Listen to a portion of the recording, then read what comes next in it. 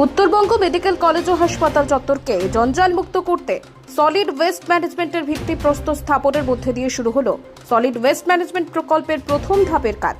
সোমবার এই প্রকল্পের কাজের সূচনা করেন উত্তরবঙ্গ মেডিকেল কলেজ ও হাসপাতালের রোগী কল্যাণ সমিতির চেয়ারম্যান তথা শিলিগুড়ির মেয়র গৌতম দেব। উপস্থিত ছিলেন মহকুমা পরিষদের সভাধিপতি অরুণ ঘোষ সহ অন্যান্যরা।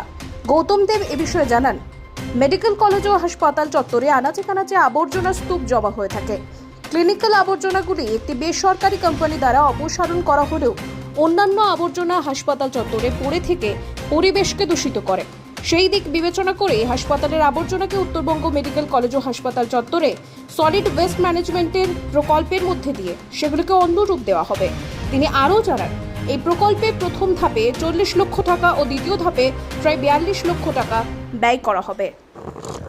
North Bengal medical college and হসপিটালের একটা খুব গুরুত্বপূর্ণ কম্পোনেন্ট যেটা সলিড ওয়েস্ট ম্যানেজমেন্ট, তার একটা পর্যায়ের কাজ শুরু হবে।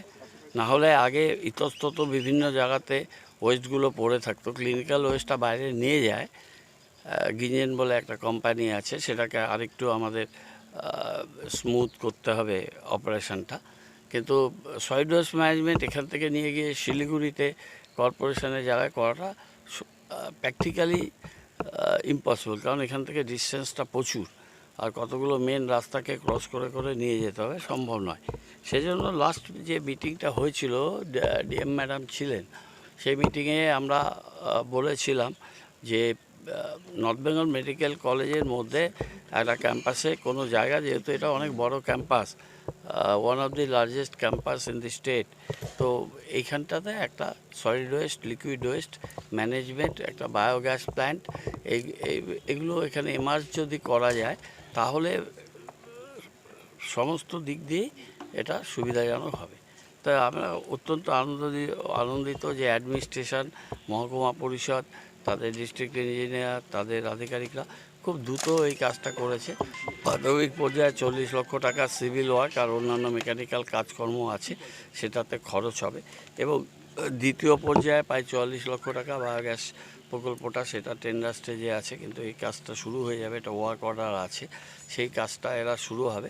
আর পেছন দিকে একটা ডিচ আছে, একটা গর্তের মতো, সেইখানটাতে আমরা কর্পোরেশনকে একটা কাজ দেওয়া হয়েছে নর্থ বেঙ্গল মেডিকেল কলেজ থেকে। অন পেমেন্ট আমরা করছি কাজগুলো, ক্যাম্পাসকে পরিষ্কার করছি, আমাদের সাথে পিডব্লিউডিও কিছু কাজ করছে, এসজেডিও কিছু কাজ করে, সব এজেন্সিগুলো, সব অর্গানাইজেশনগুলো মিলে আমরা চেষ্টা করছি যে এত বড় একটা referral medical college meant for the 8 districts of north Bengal, সেটা যাতে ঠিক মতো সুষ্ঠুভাবে চলে, সেটা নিয়ে এর আগে তো স্বাধীনতার পর কোনো দিন কেউ এইসব দেখেনি, ভাবেনি।